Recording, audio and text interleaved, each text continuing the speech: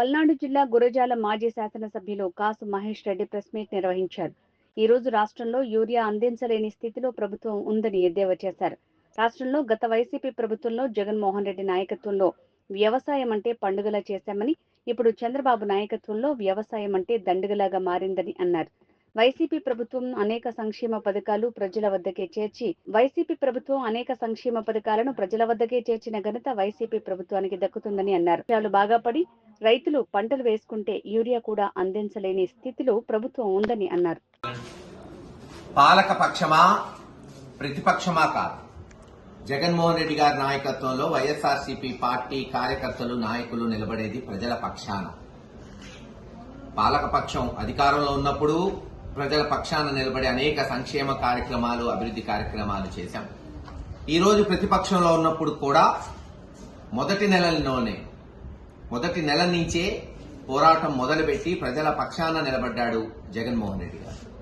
ఈ రోజున మీరు చూస్తే ఆంధ్ర రాష్ట్రంలో రైతు కూలి ఏదైతే రెండు కళ్లు మన సమాజానికి అనుకుంటామో అష్ట కష్టాల్లో ఉన్నాడు. పండించిన పంటకు గిట్టుబాటు ధర లేదు, సరే నీళ్లు వచ్చినాయి, వానలు పడినాయి, పంటలు వేసుకుంటే యూరియాని కూడా అందించలేని పరిస్థితిలో ఉంది ప్రభుత్వం. గిట్టుబాటు ధర కల్పించలేని ప్రభుత్వం, యూరియాని అందించలేని ప్రభుత్వం ఉంటే అంత పోతే అంత ఈరోజు ఆంధ్ర రాష్ట్ర ప్రజలు ఆలోచించుకోవాలి. గతంలో వ్యవసాయం ఎలా ఉంది? జగన్మోహన్ రెడ్డి గారి నాయకత్వంలో ఒక పండగలాగా చేశారు. ఈరోజు మరోసారి చంద్రబాబు నాయుడు గారి నాయకత్వంలో ఒక దండగా వ్యవసాయం అన్నట్టు వ్యవహరిస్తుంది ప్రభుత్వం. ఇస్తానన్న అన్నదాత సుఖీభవ పోయిన సంవత్సరం ఎగ్గొట్టారు. అంటే ఒక్కొక్క రైతుకి దాదాపు 20,000 బకాయి ఉంది.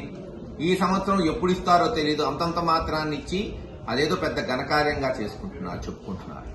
అందుకే ఇప్పుడేం ఎన్నికలు లేవు, కానీ జగన్మోహన్ రెడ్డి గారి నాయకత్వంలో రైతులకి న్యాయం జరగాలి, వాళ్ల గళం రాష్ట్ర ప్రభుత్వానికి, కేంద్ర ప్రభుత్వానికి తెలియజేయాలని ఆంధ్ర రాష్ట్రంలోని ప్రతి రెవెన్యూ డివిజన్లోని ఆర్డీఓ ఆఫీస్కి ర్యాలీగా పోయి మా నిరసన తెలియజేస్తూ మా యొక్క రైతుల యొక్క విజ్ఞప్తిని ప్రజల దృష్టి నుంచి ప్రభుత్వం దృష్టికి తీసుకెళ్లేటట్టు ప్రయత్నం చేస్తున్నాం. కానీ దానికి అధికార పక్షం చంద్రబాబు నాయుడు గారు పోలీసులను అడ్డం పెట్టుకుని ఈరోజు ప్రతిపక్షాల గళం తొక్కడానికి, నొక్కేయడానికి ప్రయత్నం చేయటం ఎంతవరకు సమంజసమో ప్రజలు అర్థం చేసుకోవాలి.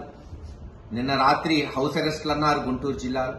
కానీ ఎస్పీ గారికి విజ్ఞప్తి చేస్తే మేము ఈ రోజున శాంతియుతంగా, శాంతి భద్రతలకు ఎటువంటి విఘాతం లేకుండా కేవలం ఆర్డీఓ అధికారికి మరి రిప్రజెంటేషన్ ఇవ్వడానికే పోతున్నామంటే ఆయన కూడా ఎటువంటి ర్యాలీ లేకుండా కేవలం 3-4 పోయి ఆ రిప్రజెంటేషన్ ఇవ్వడానికి అనుమతి ఇచ్చారు.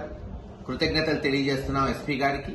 తప్పకుండా అలాగే కేవలం నేను ఒక్కడే మహేష్ రెడ్డి కావచ్చు, లేదు ఒక్క పిన్నెల్లి రామకృష్ణారెడ్డి గారు ఇద్దరమే ఎటువంటి ర్యాలీలు లేకుండా ఆర్డీఓ ఆఫీస్కి పోయి రిప్రజెంటేషన్ ఇచ్చి ప్రెస్ మీట్ పెడతాం.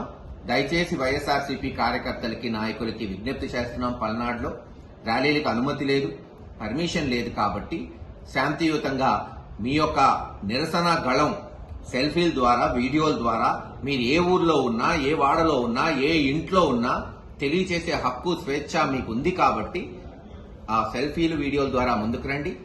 తప్పకుండా కోటప్పకొండకు పోయి ఆ స్వామిని దర్శించుకొని గురజాలకు పోయి నేను, రామకృష్ణారెడ్డి గారు, మరి అలాగే గౌతమ్ రెడ్డి గారు ఆర్డీఓ గారికి రిప్రజెంటేషన్ ఇచ్చి ప్రెస్ మీట్ పెడతాం అని తెలియజేస్తాం.